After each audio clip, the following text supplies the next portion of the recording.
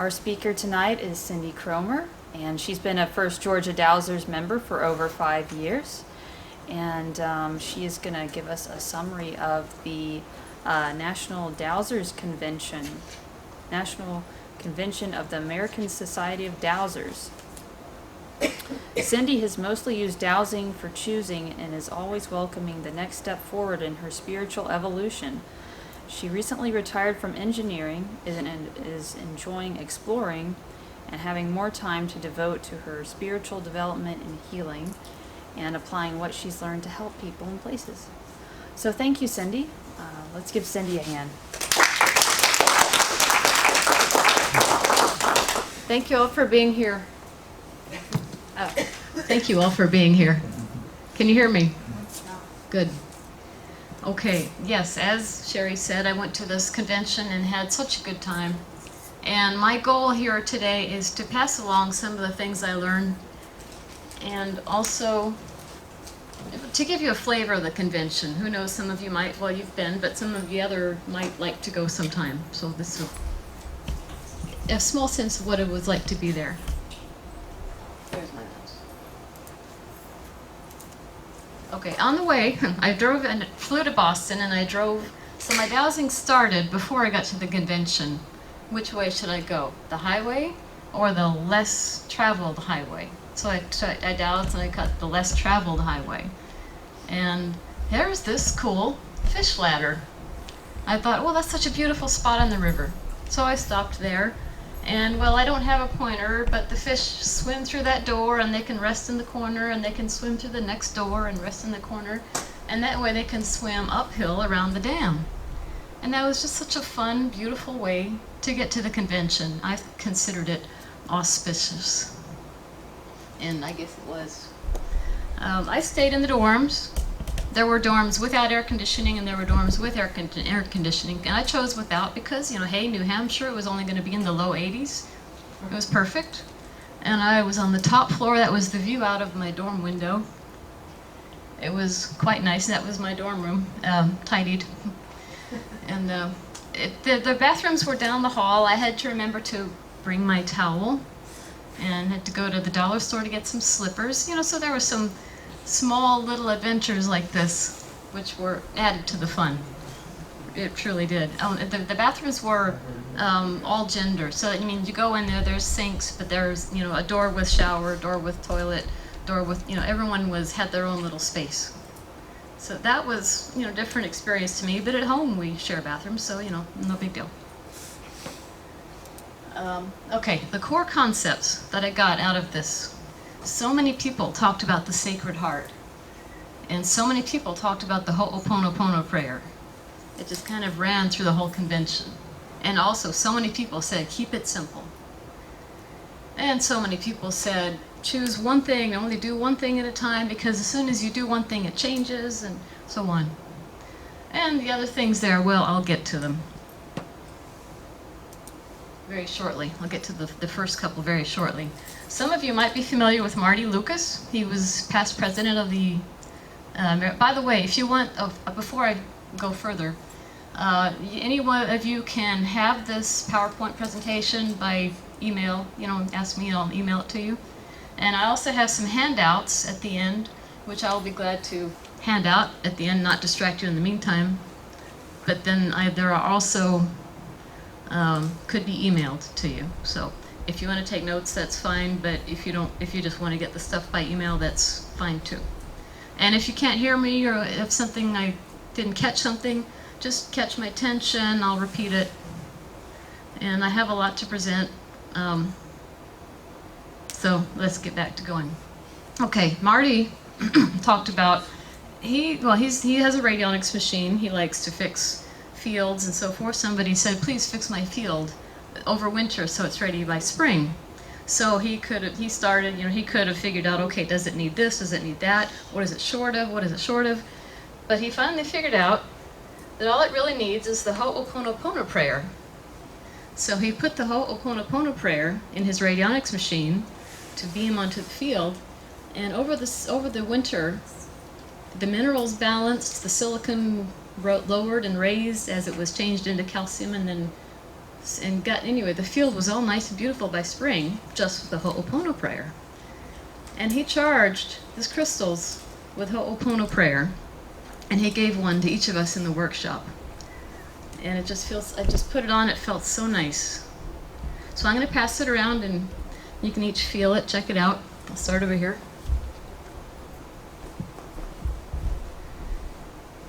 So he kept saying, I'm a lazy guy. I don't want to do all that work. I want to keep it simple. So he does the Ho'opono prayer, and he says it gets 80% of people's stuff on the first go. And then he wanted something even stronger. So he thought about, what's the most powerful thing? Love. Well, how did he define love? So he defined, okay, energy flows. Energy blocks, stops love. So he finally came upon a definition of love as the love that surpasses all understanding, the movement of unrestricted energy flow, and the universal solvent that lets all energy flow. And he actually put this intention into water with his radionics machine. He calls it Love 2020, and he'll sell it on his site. But he passed it around, and I held it to my heart, and I tell you, my chakra just swelled, and it just almost needed to cry, and it just felt so wonderful.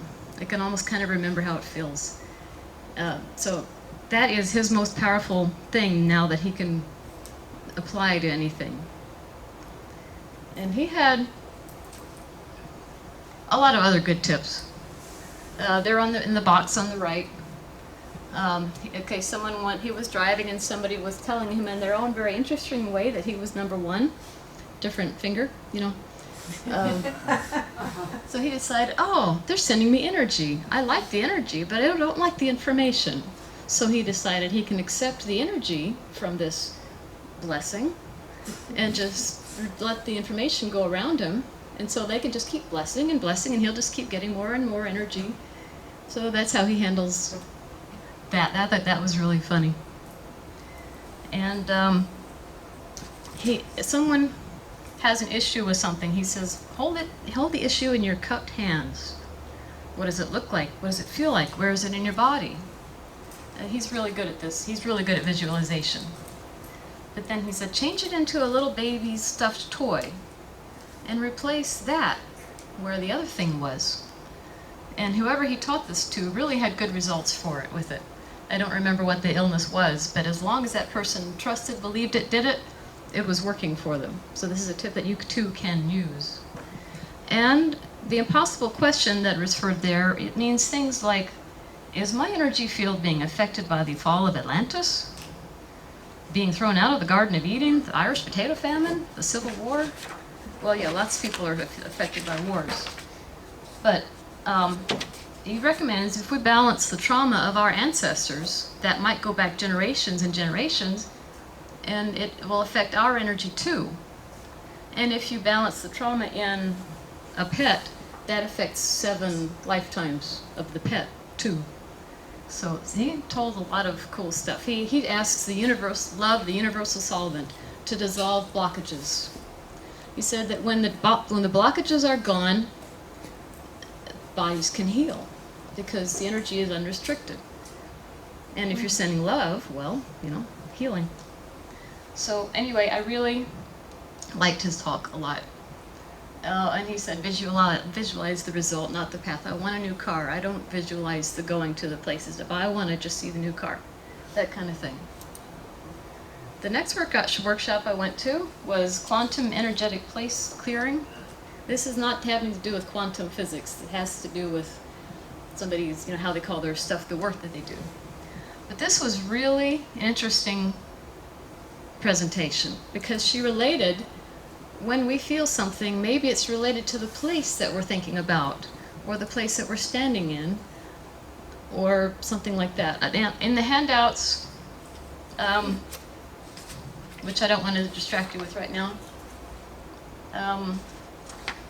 she's got a chart that relates the subsystem to the human body, to the society, to the biosphere. So for example, skin relates to boundaries. Boundaries hold systems together, protect from external stresses. In human society, it's customs and borders, and on the earth, it is earth crust and upper atmosphere. So if I am in a place and all of a sudden I start itching, well, there might be something going on in the earth's crust right there. And what we did was really interesting. We read about a description of the place, Plymouth, New Hampshire, and it was full of words like division and conflict. And well, it turns out that the plate of the earth holding New Hampshire jammed into the plate of the earth holding Vermont, and the two have completely different geologies because of this, and it reflected into the history of the place. And so it was just really interesting. So what they did in our workshop, we narrowed down to one little place where it tended to flood, and there's an underwater feature there, and some people felt it in their knees or whatever it was, and that it somehow matched up pretty well on this chart. And then people cleared in their own individual ways. And there is a chart, another list of ascension systems in the body, symptoms in the body. So if you have mental symptoms, physical symptoms, they might be related to something that you're sensing on somebody else's behalf or to a place. Maybe your house needs new windows. I don't know. But anyway, it's just really cool how she related one thing to another thing. And she talked about heart math, and so I've got a thing in the handout too about heart math techniques. I don't know it. Maybe y'all do. But there are techniques in heart math that you can use to clear things. And so that is for your future study if you're interested. And I'm covering up my notes. Say math is numbers? Mm-hmm. Okay, I just want to make sure. Yes. And heart math is based on, it all starts with being centered in your heart. Again, heart-centered. So you breathe in, from below and above, and, well, I don't know that whole thing with heart math yet. But also, sometimes if you have an emotion, it might be related to an organ, the spleen or the stomach, which might be related to a place or something. So sometimes an emotion can be telling you something about a place. So it was just really interesting how she related one thing to another. And she's got a long list of references, which I included in the handouts.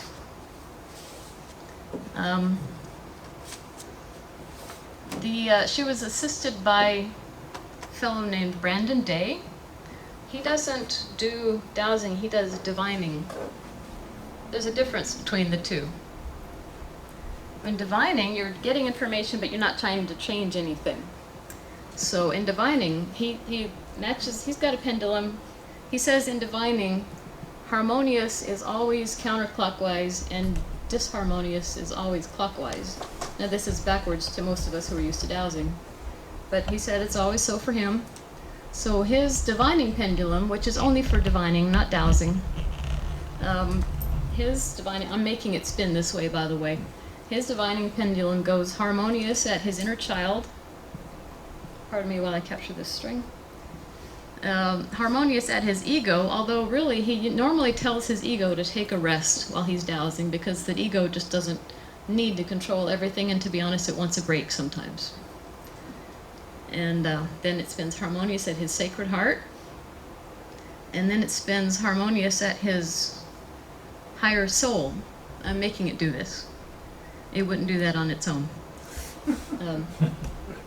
So he can teach people how to find their own divining pendulum. I tested all my pendulums. None of them would do that for me. Some of them come, they knock out here or whatever. But it was just interesting, this difference. He doesn't try to change anything. He asks it, where is it not fulfilled? And he says if it's fulfilled and if it gets a nice color, a nice harmony, a nice frequency, then things can heal. So that's his method. And to be honest, I don't completely get it, but it works. It works for them. We cleared this place. We worked on this place, all 30 of us in the room. And that evening, I tell you, we had lightning for 2 hours, non-stop in the clouds, but hardly hitting the ground. So that was real. To me, that was a sign that what we did worked. That to me, that was cool.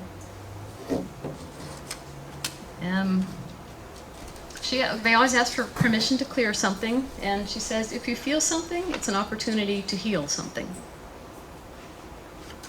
So that was a great workshop. And that evening we had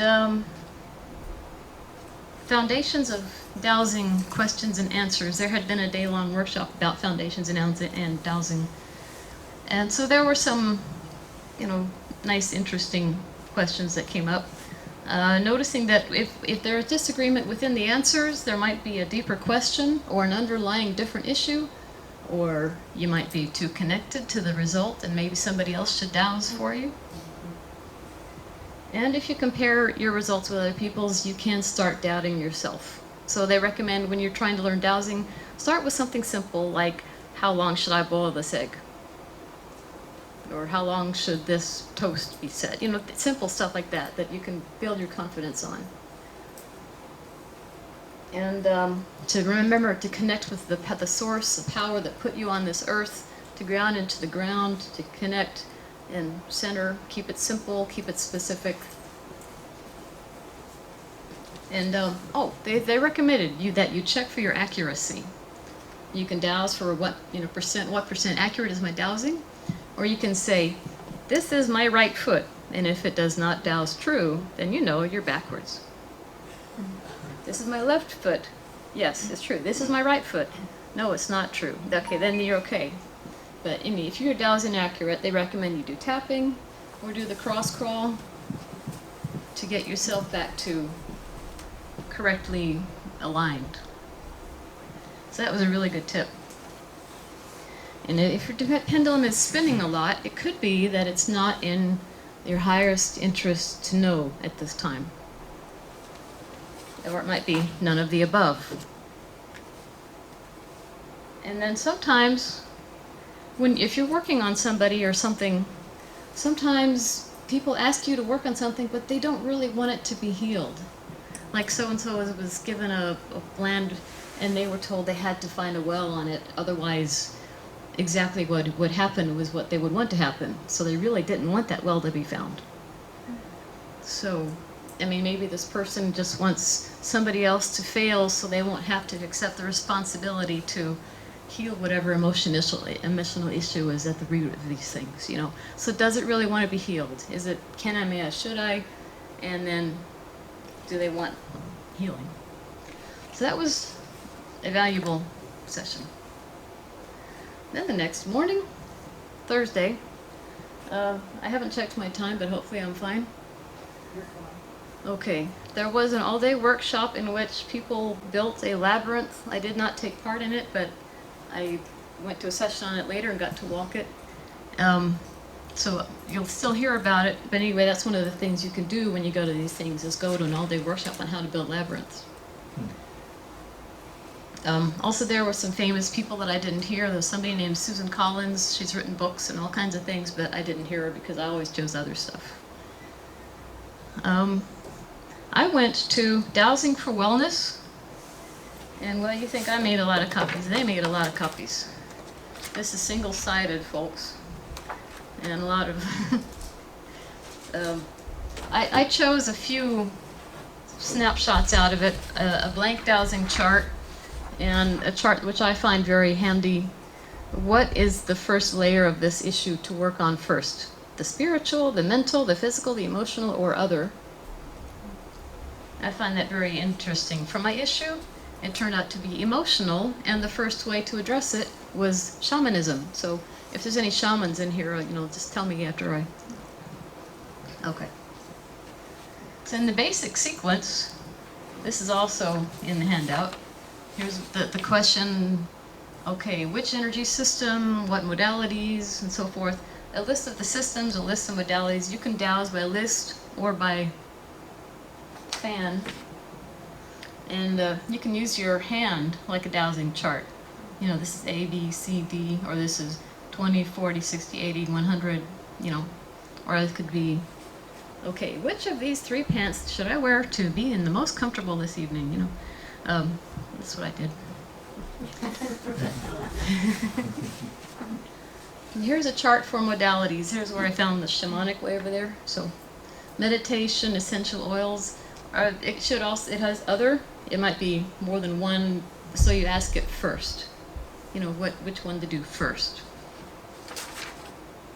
And there's a chart for what would make me feel better physically, more sleep, eat differently, and so on. What kind of, is yoga better for me, or walking today? For a healthy environment, declutter, oh no, please, not declutter. Green products, chart for a more spiritual light, meditate daily, oh really? Make your own altar. These charts are on the handout. And there's a blank body. You can dowse for locations of where the issue is actually sourced, because you might feel it in your shoulder, but it's actually from the back ribs. So that's the front, and if you want to dowse the back side, just turn it over. That's the back side.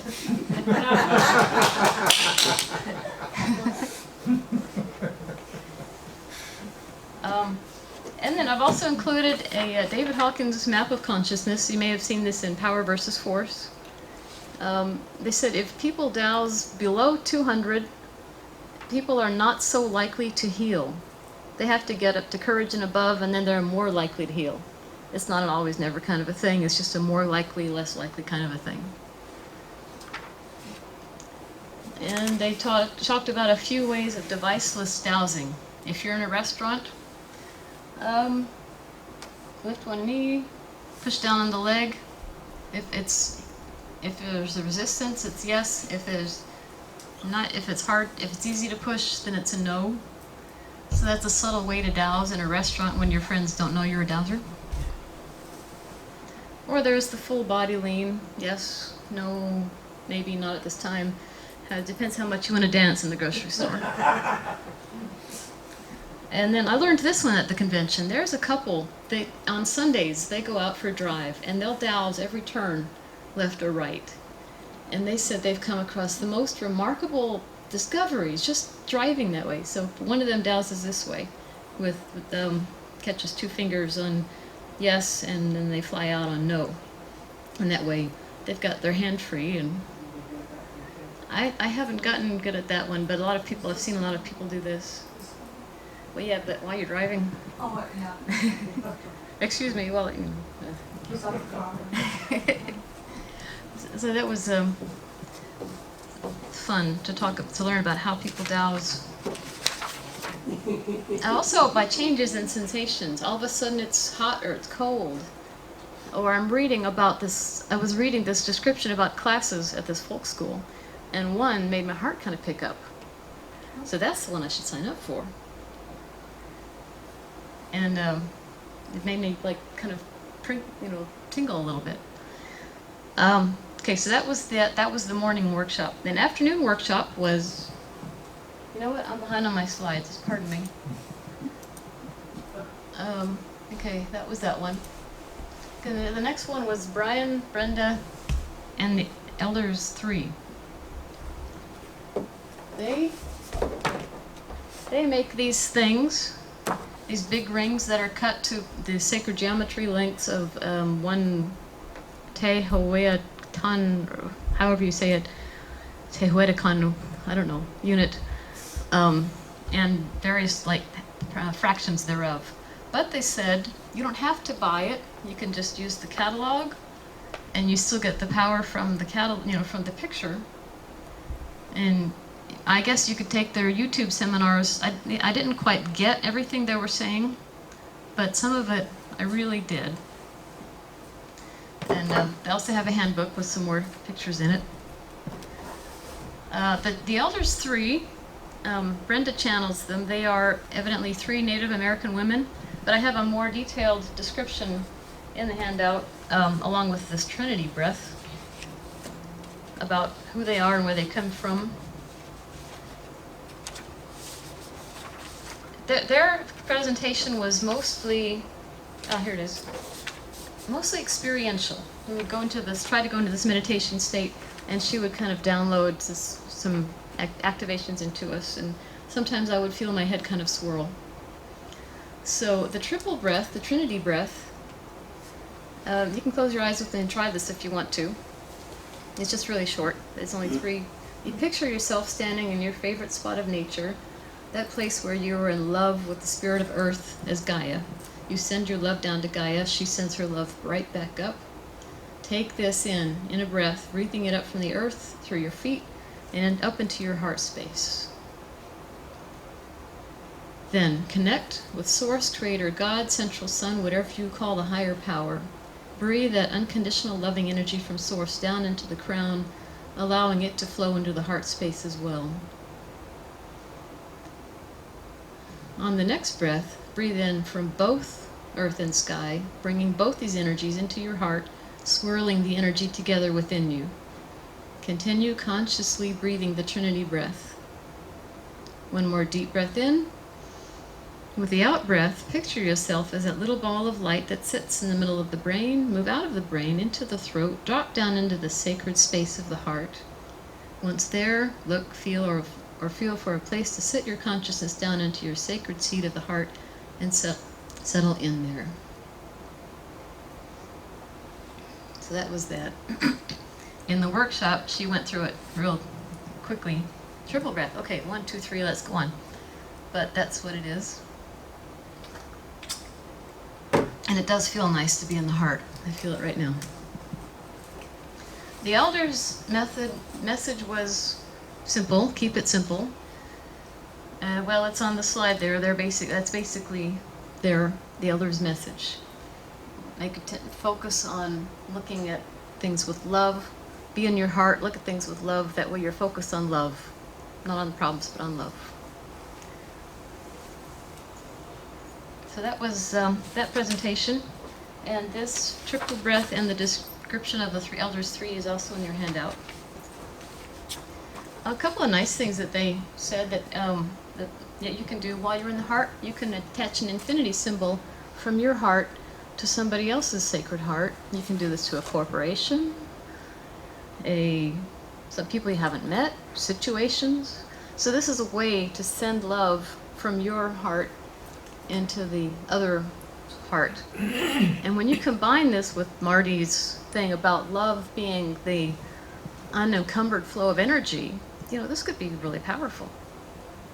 So I liked it.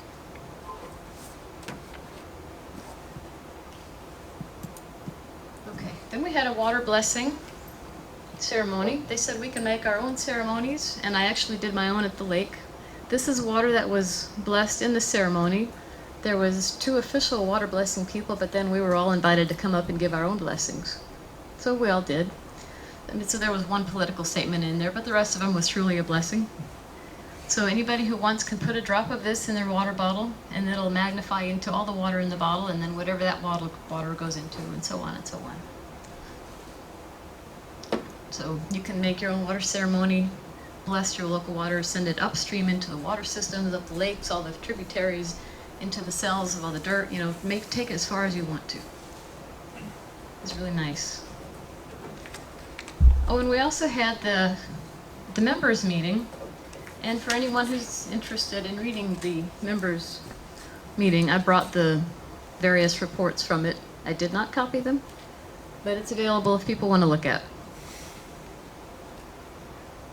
They might start putting the newsletters online, and they really would like more participation with local chapters. And they have good resources. They have monthly call-ins that are archived. I learned some good things from that. So they were appealing to people to volunteer and to use the national resources. And then we had our first of our nightly socials. We had a nightly social every night with dessert, food, wine for purchase. Okay,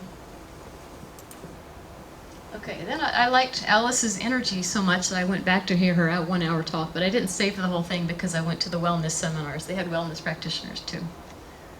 And we found out some interesting things, though. For example, I found out about the people who make the turns, and I found out one guy was a laughter coach. And would anyone like to do some laughter yoga?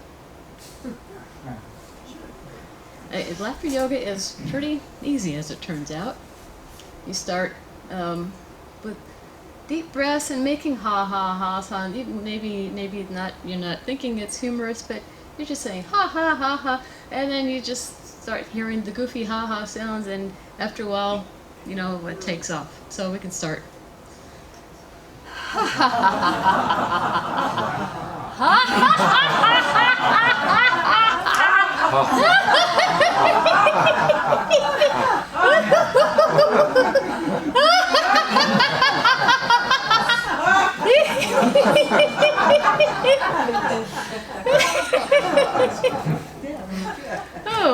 that really worked. And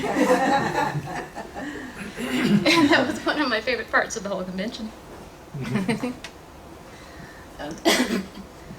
What puts us in flow, this relates back to heart math.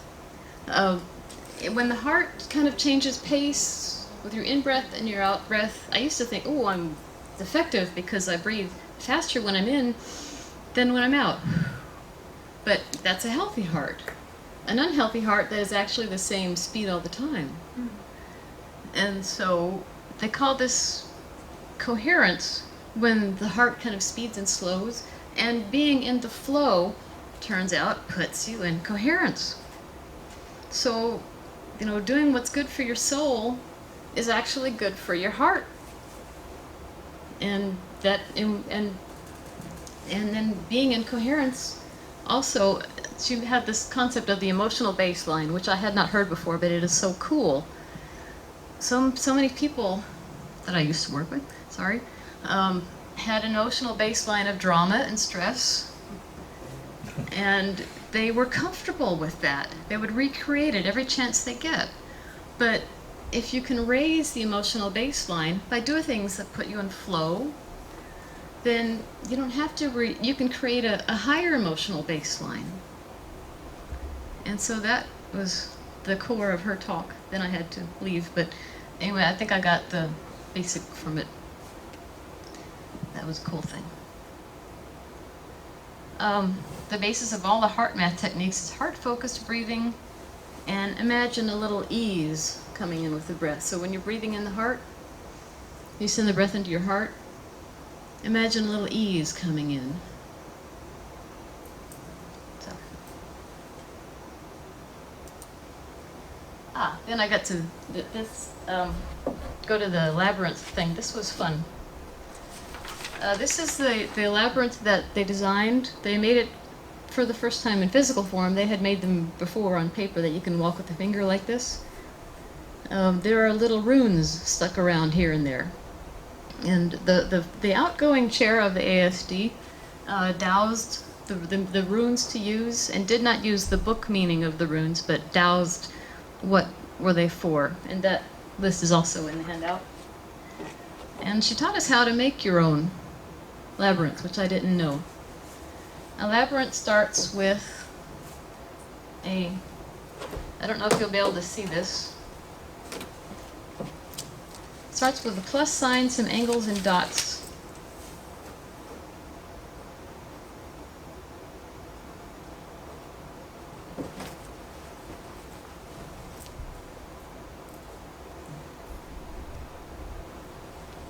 And you connect one thing to another thing, and you keep going. So you can kind of see here how they kind of did that. And don't make arches and arches, and it goes around. And so that's how you draw them, which was cool. I just wondered, okay, how did they do that? Now I know. And labyrinths are built on the crossing of ley lines, so that if you stand on one labyrinth, you are standing on the network of ley lines that are around the planet, and you are in effect standing on every labyrinth on the planet, which is highly cool. There are some rules of labyrinths that I did not know. You're really not supposed to cross lines in a labyrinth. It's kind of disruptive to who else is walking it. But in this labyrinth, first of all, you were supposed to notice the ruins as you walked in. If you found one kind of stick, then maybe you stuck on the one that was like, this is beginning. The energy of origination or growth or communication.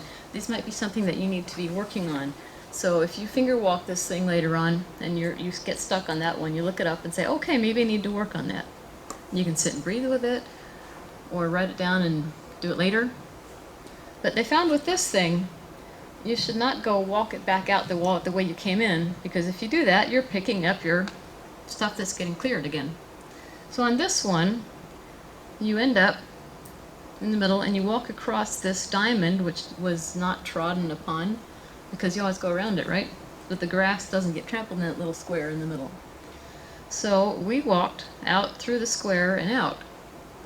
So walk it in the normal way with your finger, and then once you get to the end, go out through the diamond to exit. Very important. So that was pretty nice. That was a nice thing.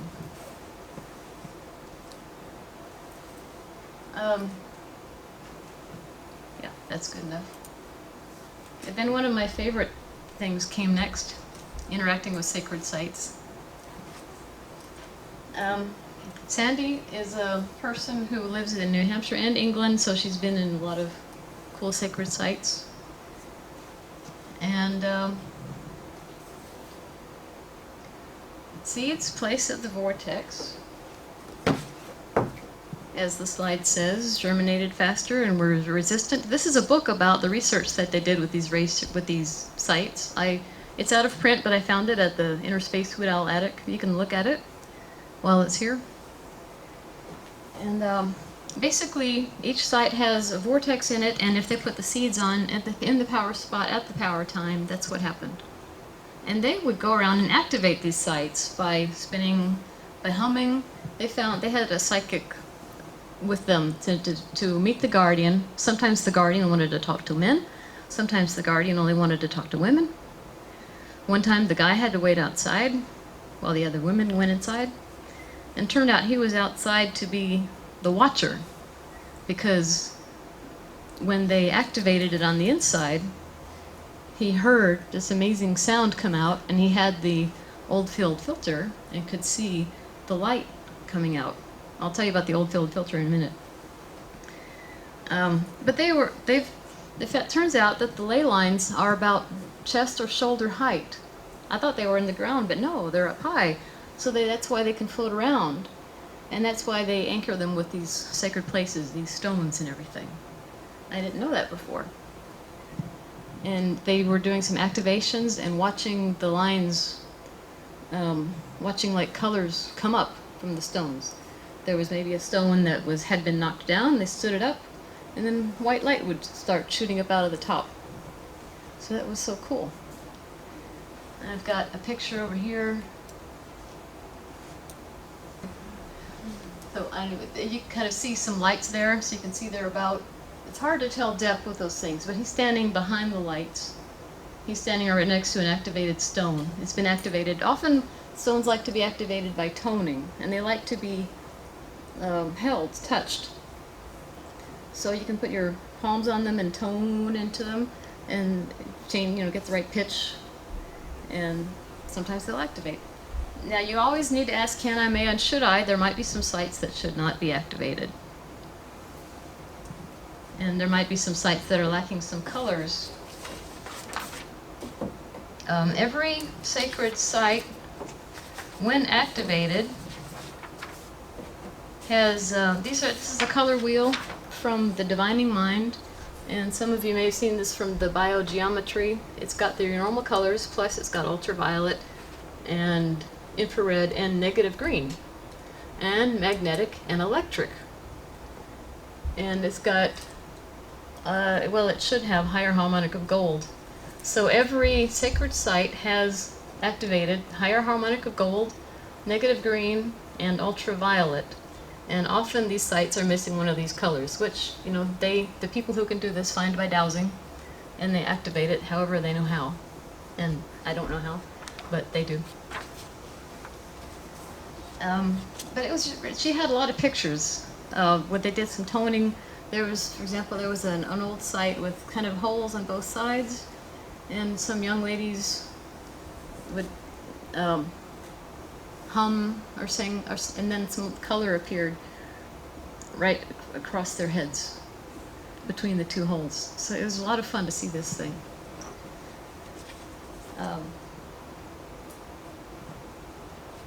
I forgot to tell you one thing about these runes. Sorry. You can draw a giant rune on the ground and walk the rune And that might be a way that you can gather the energy of that rune into your system, if that's something you need more of. You can walk it kind of like its own mini labyrinth. I have here 2 Oldfield filters. Well, one is a real Oldfield filter and one is a super fake Oldfield. I'm not sure actually, this is not from the actual Oldfield person, but I think it works correctly. So I'll pass them around, and I'll start here. So what does the filter do, Cindy? It splits white light into different colors.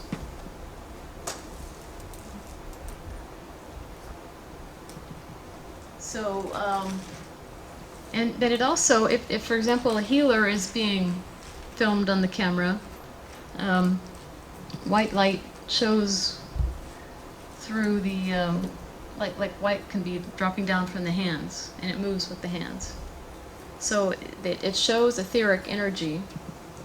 Like for example, there was a stone that stood up, there was no rainbow above it before, but then when it stood up, there was a line of light coming up through it in the filter. And so I think it's so cool that this thing exists that lets you see things that people like me don't necessarily see.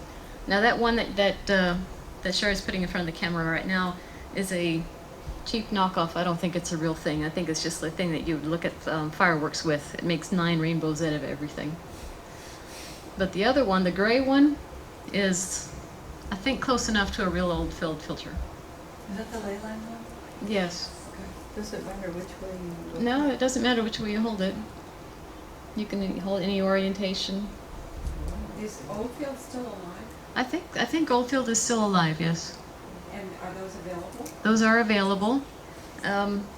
They are about they're about $30, and I can buy them from Sandy Mackenzie, the speaker, or also from a site in England. And she just asked me how many would I like, so maybe I can tell her tomorrow. If you would like to get one, just talk to me, and after you can see when it comes around what you think about it. I think it's so much fun to play with. I've been taking pictures. Anyway, I digress hugely. Okay, there's the video taken with the Oldfield filter of me at the convention.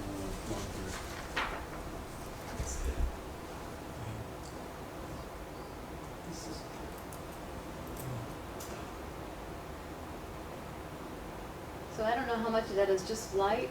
I mean, I was trying to build up a white light between my hands, but I don't really see one. But then at one point she remarked that there's a white light coming down. I think she's talking about Yeah. that right, Yeah, yeah. about that right there. Yeah. Yeah, You can along see it your by your arm. arm, yeah. Yeah, on your arm.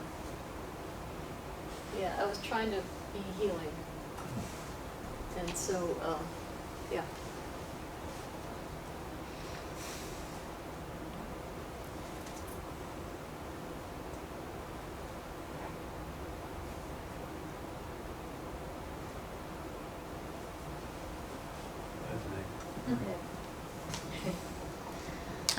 I had an interesting experience with negative green, maybe. We went camping, and it turned out, well, I got kind of ill one night, the first night, and maybe it was the wine, but maybe it was but maybe it was that line of detrimental energy that went right through my tent. And so I learned in one of the dowsing national conference, not national calls that they have, the dowsing support calls, that a spiral can mask detrimental energy. So I asked, dear God, please put a spiral over this to mask this while I'm here. And so between that and the purging and the charcoal, I felt better and I was able to sleep fine the next night. But anyway, negative energy evidently comes in electrical, which has vertical waves, which doesn't feel good, and magnetic, which has horizontal waves, which feels good. And that is what you would find at the places where you get healing. And so this is, all stuff I didn't know before. So cool stuff.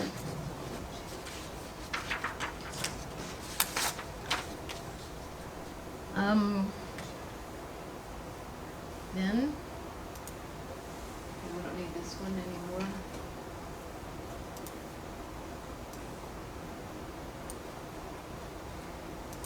Did anybody talk about Oldfield and his cameras and things? Yes, she did talk about his camera. She said that she tried his camera. The disadvantage of Oldfield's cameras is that you cannot take a video. And so that's why she likes the filter just held over a regular digital camera. And she made a video of me. I was trying to do the light thing between my hands, but I don't think I was successful at it. I mean, see what you think, but anyway. Yes, he does. Does Oldfield have books or anything like that? I don't know. You can check online. I've actually never heard that before. So And what was his first name anyway? Harry Oldfield? Yeah, I know that the site is still up because I found it after I ordered that one that's going around. And I've subsequently ordered one from him directly, which was about $25-30 with shipping. Is from England. yeah. So I don't know if it's going to be the same as that one that's going around or different. But Sandy in New Hampshire's got 2 that I could get more quickly than shipping from England. Yeah. I just thought it was so cool to be able to see these things. Everyone wants to be able to see. Well, I do. Okay, oh yeah, here's pictures. Okay, that's the light from the stone that stood up. It had been laying down all these years and it stood up. And this that's one, through the Oldfield filter? yes. Wow. And on the right, they were toning and they found just the right pitch and it lit up. So this one on the left is not great because it's going vertical. Oh, it's fine. The stone was so happy to be standing, so it let out this light shout. This little light of mine, or something like that. Okay, then I went back to Brandon Day to see if I could learn how to do his quantum divining. And well, I didn't really get any better at it, but I learned some more things about. I had asked him to come by here because he has family in South Carolina, if I remember. Oh, really? He lives in Santa Fe. That's cool. He has family here, and he told me that he would call us when he was coming. Oh, well, then maybe we could get Brandon Day here, and maybe we could actually learn how it's done. Because it works really well for him. His trainer was a breatharian, and he himself must also be one. That's judgment call. Anyway, he's really good at this divining. He's really good at just finding out what's going on. He can even unwind emotional stuff. I don't know how it's done, but just by fulfilling, however he does, he really gets results with his dowsing. It's so different from what I know, but it was so interesting to come there and learn all these things that are just so different. So it would be good, I think, to get him to come. But I almost think he is from Ringo somewhere. Yeah, he's from. Yeah, he might be from North Carolina. Yeah. So he's up there, and he promised he would call. You know. Okay. But I guess he's not doused us yet to find out. Divine. Yes, he's not divined us yet. Divine timing.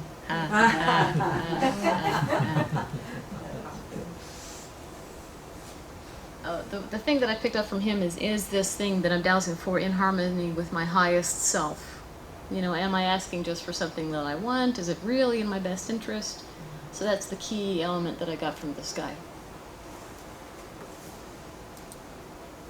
Also the idea that the ego can take a rest. I thought that was really cool. Okay, then we had the members report from the the leadership changed from Leanne to Roxanne, so there's a new president now, and they want volunteers, and they want us to work together and use their resources. So go to the National Dowsing site that get a membership, and it costs nothing to have an electronic membership, and just look around at all the resources. Okay, yes, it costs to be an ASD member, but then once you're an ASD member, you can use all the resources. And I heard the evening speaker was the same fellow I heard before about these things. And what he talked about in his talk was that we should go out and set up pillars of light in our community wherever we think of. You know, spread our light, spread our everything. He said there's an experiment that we can do just for fun, because he works with copper a lot. So he said a copper rod, one end of the copper rod will spin the pendulum one way, and the other end will spin the pendulum the other way. So we can switch this with intention. And we could even set it up as a blind experiment. So he put this out as a challenge that we can do if we want to. Thought that was fun. Oh, and he mentioned the Bovis scale. This is another consciousness scale that I honestly don't know how to use, but some of you might. So it's in your information, it's in your handout packet, just in case you use it or want to. And we had an activation, which felt really nice. Then this fellow, the next morning, I had trouble following this guy. He was talking about people who have done these super scientific things to capture people's essences through their voice and through their emotions, and physically, electronically captured them somehow in harmonics and subharmonics and levels of harmonics and so on and so on. Then you can get a picture of a person and take out, you don't even need the base frequency, but you get this picture and you can collapse it, carry it over here, and recreate it. And then you have still an accurate picture of this person. You might even be able to teleport. It's called a doppelganger. Doppelganger. Well, he called it a vocoder and an emotions chip. And he said the government has them. But anyway, he talked a lot about these things, and we wanted to hear something, but he wouldn't play, and he said he just sounds like a hum. So he said you really can't tell by hearing it that you're actually hearing anything particular going on. But he did also have some sort of philosophical rants. He's a ranting kind of a guy. When I went to his booth, he was ranting about the springs. He's a really big supporter of all the hot springs. He'll take a tour. That's what he does. He takes tours to all the hot springs. Big proponent. But he also was saying that betweens are important. Between adolescent and adulthood, between married and not married, between birth and death, that's when ceremonies happen. That's when beginnings happen, changes happen. Between night and day, between full moon and new moon, whatever. So anyway, that's why these are like points of zero potential, and anything added to zero is infinity. And so that's why it's super powerful to do ceremonies on these betweens. So in your life you can think of the small betweens. Okay, I just got home, I'm about to go out again. How can I make this special? I don't know, little things. So this whole conference was full of so much small motivation like that. Then this speaker, Alicia, she was very entertaining as well as knowing a lot. She talked about our brains, and most of the cells are not actually in our neocortex, they're in the primitive parts of the brain. But it was interesting what she said about questions and statements. So she said when you form a question to pendulum, your brain is trying to figure out, okay, how can I figure this out? What's the answer? I don't know. But if you make a statement, the brain kind of relaxes. Okay, I don't have to figure anything out. I can just say yes or no. Instead of saying, is this red? You can say, this is red. So your pendulum is going to react either way. But it's going to have an easier time reacting with a statement than a question. So I thought that was a real interesting thing. I've tried it out, and it just feels a little more relaxing to me. I breathe a little easier. And she had an interesting demo about how to draw in a solution. So let's say some random thing. I don't know where my shoes are. my red shoes are. I don't own red shoes, but okay. So I could be. Okay. I don't know where Arden's red shoes are. So anyway, that. Okay, I can this. So anyway, I set the pendulum spinning, or it spins itself. And the spinning of this pendulum sets up a small vortex over my head. And so the universe likes to balance energy. So the universe will come in with a vortex to match, with some information attached, like the location of the red shoes, which I don't know. So anyway, I have not thought of a simple enough thing to try this with, but that's a thing that you can try. That might be pretty fun. You can try it right now if you have a little simple question you want to do. And hold the. Okay. I would like to know the location of my whatever it is. You can try it yourself anytime.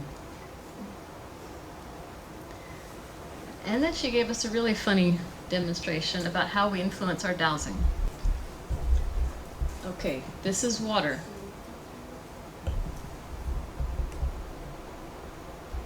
But I really want coffee. Coffee, coffee, coffee, coffee.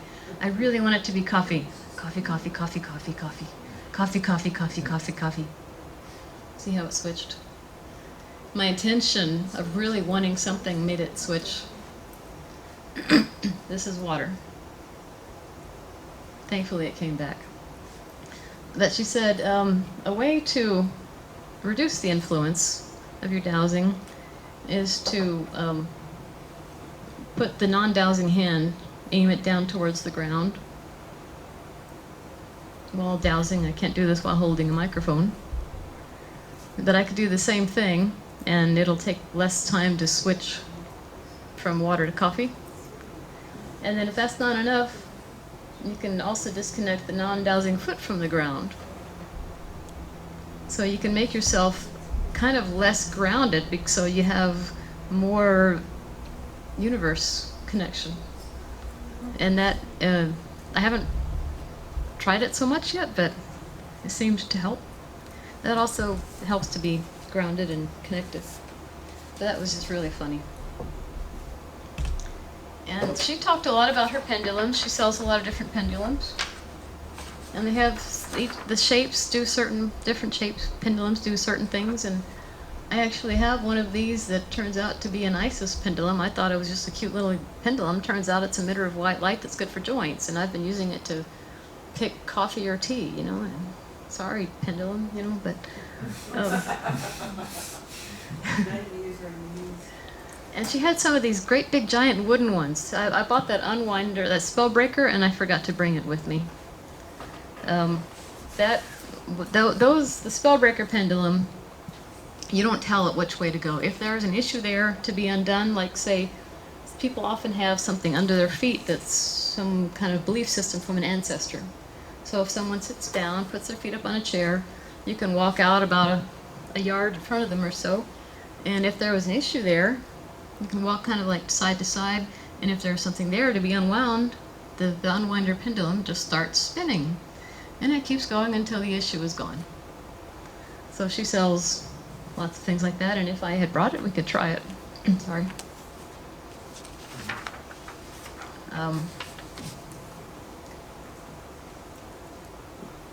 Okay. Then there was the speaker of this fellow who had a near-death experience. He wrote this book, Proof of Heaven. And he's a neurosurgeon, and he was not a metaphysical guy until after this near-death experience. Awesome book. Fantastic. All this stuff is. Yeah, he's written a second book that he was selling there, Living in a Mindful Universe. I did not buy that one because I wanted to read this one first. And I found it also at the Inner Space Hoot Owl Attic. But y'all can look at it too. So that was just really, you know, anytime I hear about a near-death experience, it's just interesting because we're all interested about what happens next. So it was really interesting talk. One thing for sure he said was, your mind is not control consciousness, because he had bacterial meningitis, he had no neocortex working. So he had no mind, but he was still having this awesome near-death experience, or he was up there and with the angel telling him, You are loved. You can do nothing wrong. You have no idea how loved you are. Yeah, it was nice.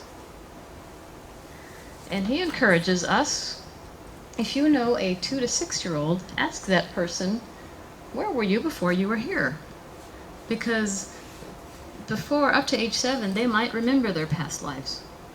I probably did. I kept drawing people tied up on stakes. Where would that come from? And he heard this amazing music, this Om, and he has a 33-day consciousness free package that you can sign up for, and they have some samples that sound just like what he heard in heaven. So that's in the resources that's in the handout. And he wants us also to be in the heart and send it out to the world, make a torus around our heart. It makes the people around us also feel our love and makes the world around us better. You know, the ripple effect, make the world a better place. The last thing I attended was the Peacock Project, which was just fun, really fun. She had all these props she handed out to people. There were feathers, there were bubble blowers, there were little paper hats, there were crowns, there was a queen peacock, and the people would get up and dance around the peacock, and we'd wave our flags and say, yay, this and that. It was just really fun. We laughed so much. And basically, the idea is how we can get more creativity and joy in our lives. So the Peacock Project, personal, expanded, anyway, you can see it. Peacock Project spells out those things. So in other words, to break the routine, to do creative things, have fun. And I did not copy this, but it's a kind of a dowsable thing about, let's say you douse from 1 to 8. The first thing to do to increase your creativity and joy. And so let's say, for example, maybe I dialed 3. That's explore. So I would go to the page that says explore.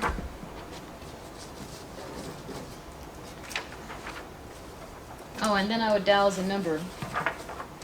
After I douse a number, after I douse number explore, I would douse another number. Let's say I douse a 7. So I would look at number 7 on the explore page.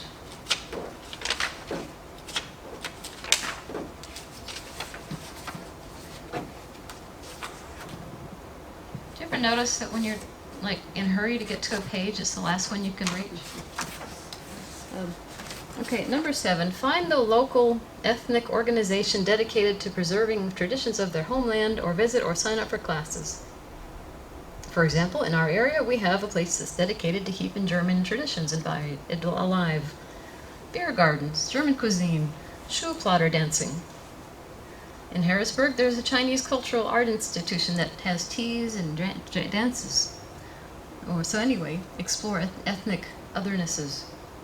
So this is full of things, ideas to increase your creativity and joy. And you feel free to look at this. And if you like it, I can also, PDF it and email it to you. And that's basically everything. These are, again, my core takeaways. You can read it there. Anybody have any questions?